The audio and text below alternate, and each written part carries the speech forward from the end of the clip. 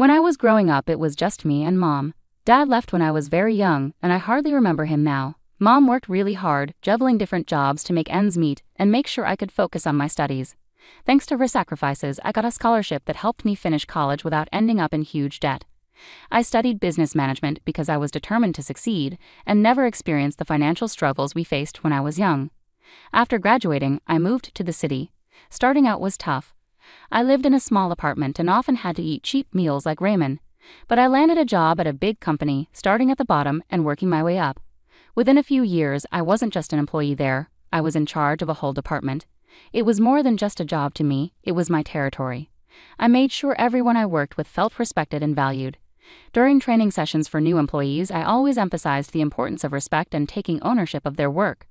I encouraged them to treat their job like it was their own business, knowing that this mindset would lead them to leadership roles in the future. The team was strong, made up of really good people. When I was chosen for the department head position, we went to a nearby bar to celebrate. It wasn't a fancy place, just cozy with cold beer and lots of laughter. Here's to Erica, our boss. Marco, who I've known for ages, lifted his glass high. Everyone else joined in, clinking their glasses together loudly in the noisy bar. Thanks everyone. We're a team in this. Here's to achieving more and making our mark. I shouted over the noise, and the team cheered loudly in agreement. That night, amid all the congratulations and cheers, I noticed Jake. He saw me looking and walked over with a grin that could light up a room. I couldn't help but notice the celebration. What's the occasion? He asked, leaning casually against the bar.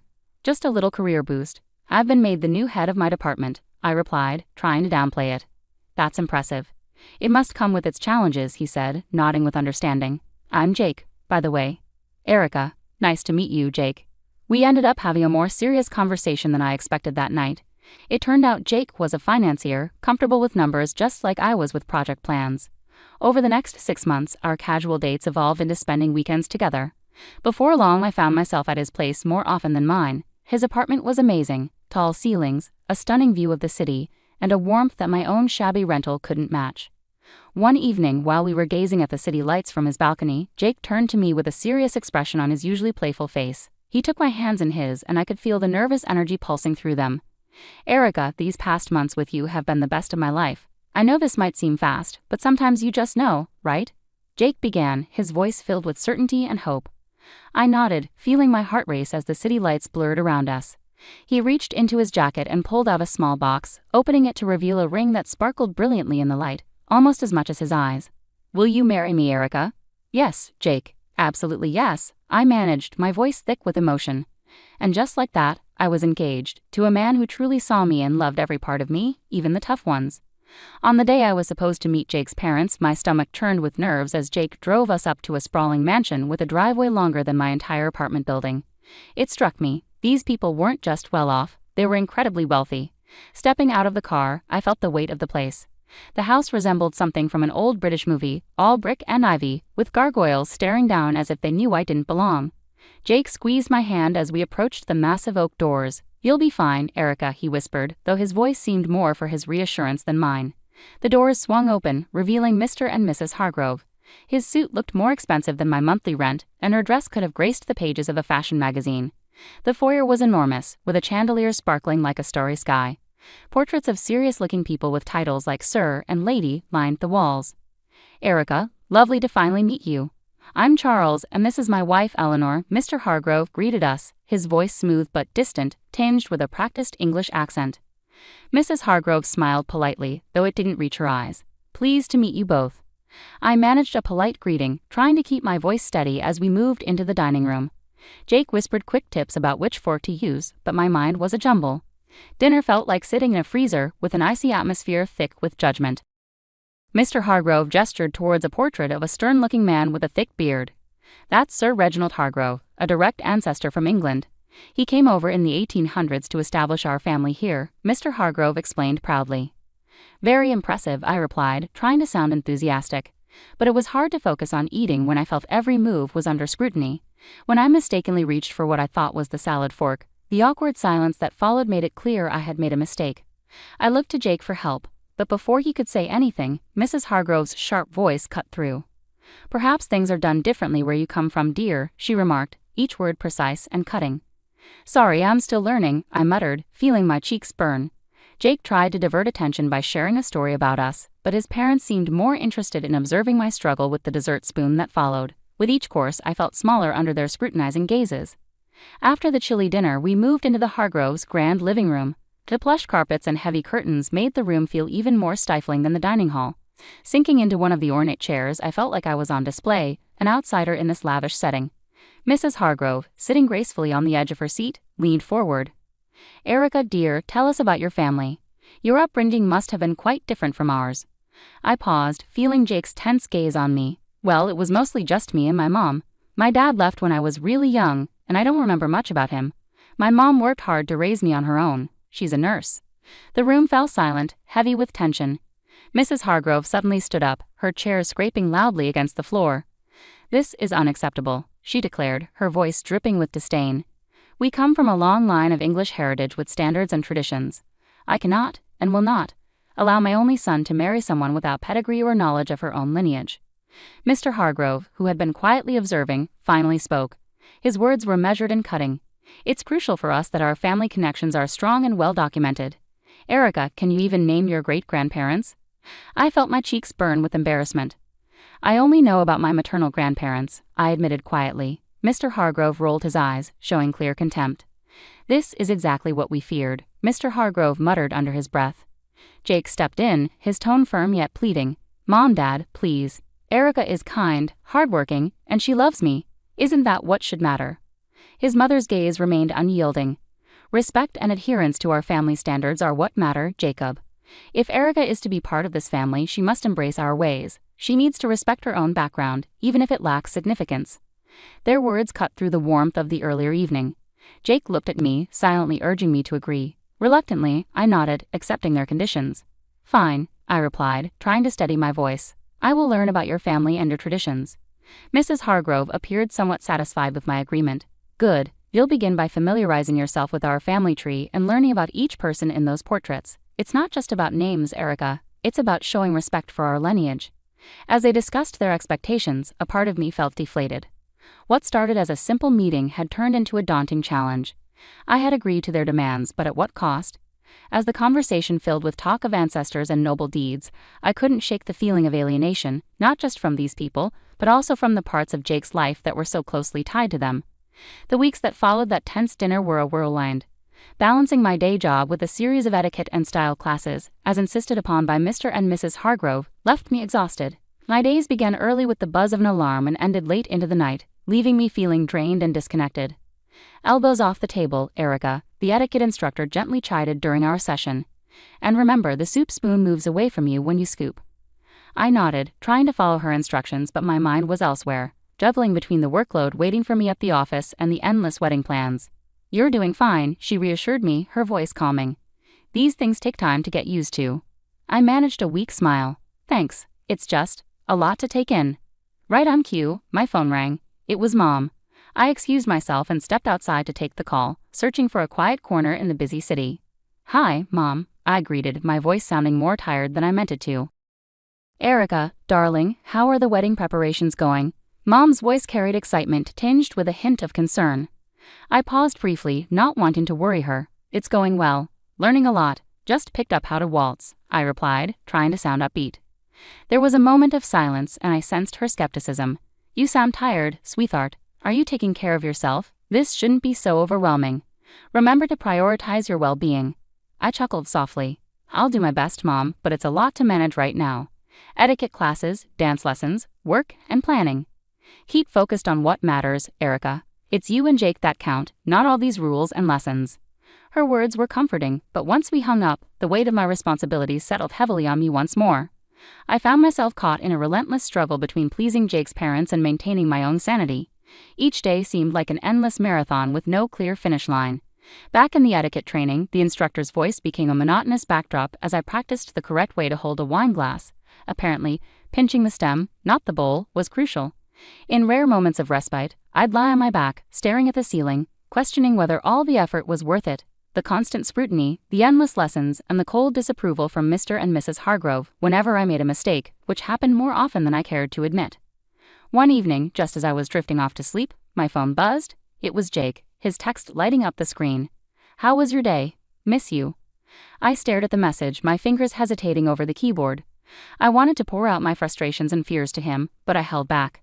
Instead, I replied with a simple, "Miss you too. Long day but hanging in there." As I set the phone down, the silence of my apartment felt suffocating. Was this how things were going to be? Pushing through exhaustion, forcing smiles through stress, all to fit into a world that increasingly felt foreign to me? The big day had finally arrived. The venue buzzed with flowers, elegant dresses, and the city's elite mingling around. My stomach churned as I stood in my flowing white gown, struggling to calm my nerves. My mom came over, gently adjusting a stray curl on my forehead. "Everything will be okay, Erica," she whispered reassuringly, her smile warm.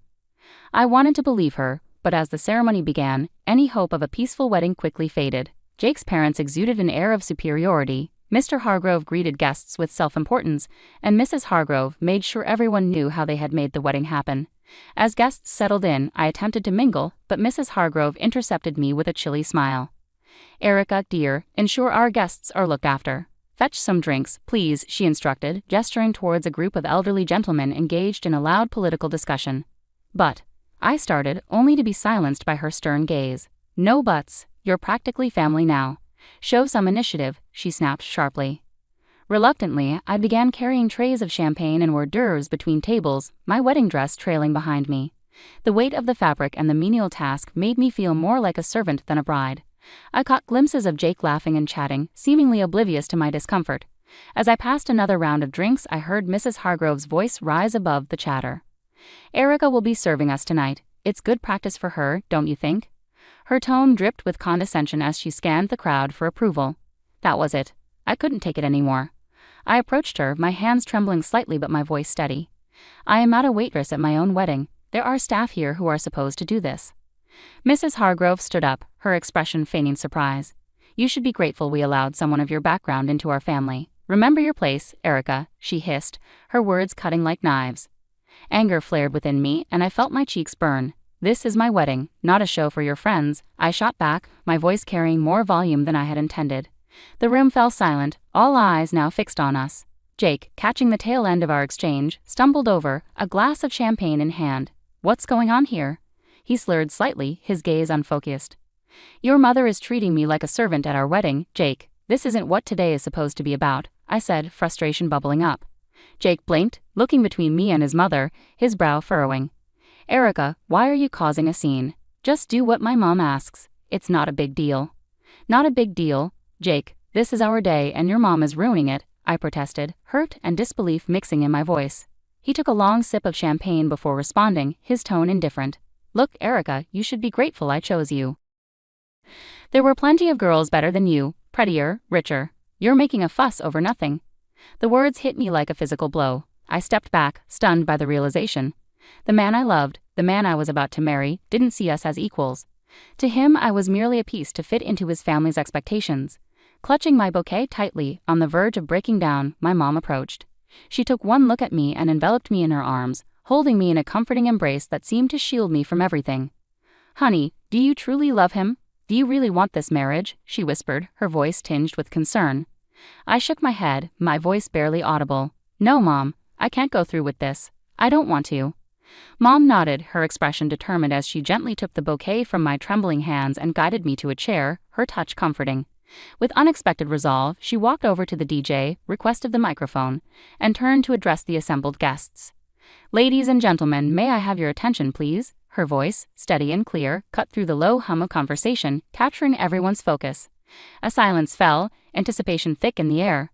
She took a deep breath and directed her gaze squarely at Mr. and Mrs. Hargrove.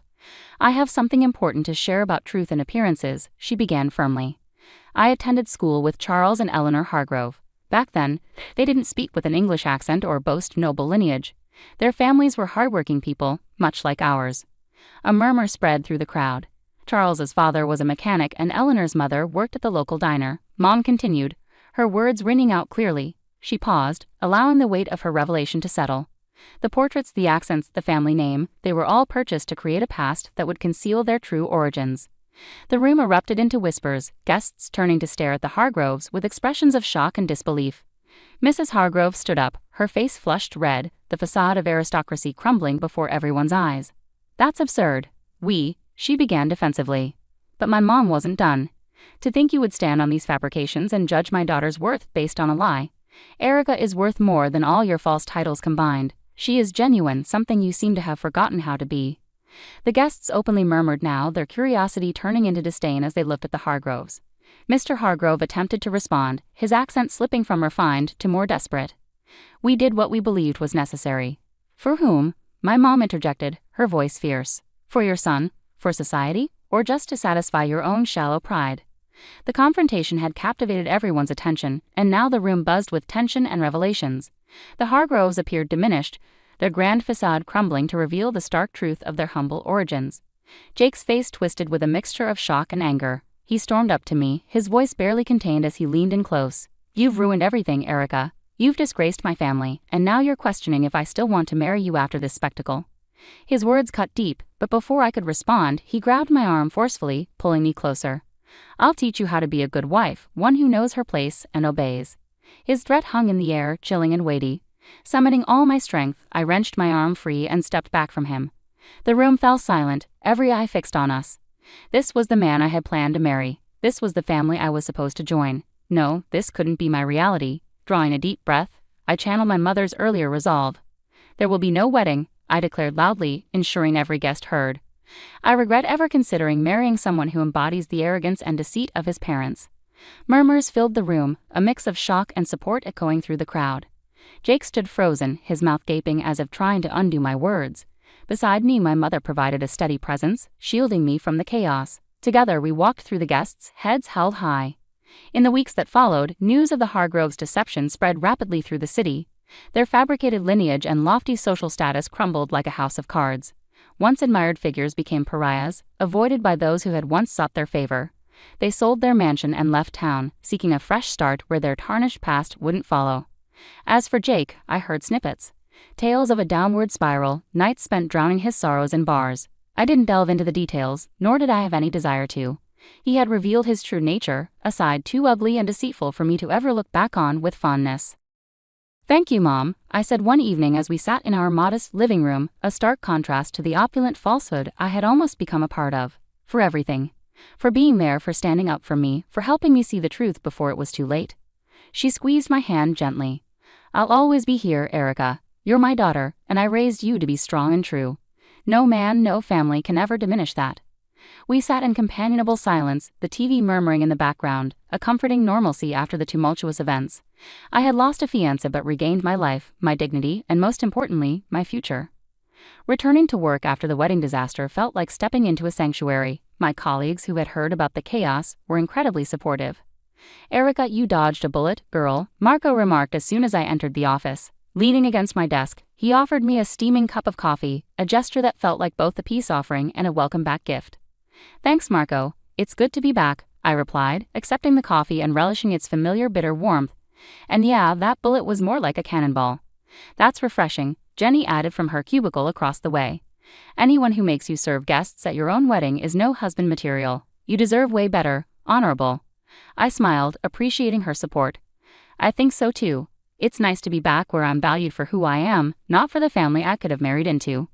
In the weeks that followed, the encouragement from my team remained steadfast. It was during this period of healing that I met Brian. He was a friend of a friend, down to earth with a quick smile and an easygoing demeanor that was infectious. We first connected at a casual gathering, just friends hanging out on a Saturday afternoon. Brian greeted me warmly as I arrived. "Hey, you must be Erica," he said, standing up to greet me. "I've heard a lot about you. All good things, I promise." "Thanks, Brian. I hope they didn't exaggerate too much," I replied, trying to match his relaxed vibe. We hit it off immediately. His family was a stark contrast to the Hargroves. When I met his parents, they welcomed me warmly with genuine hugs and smiles.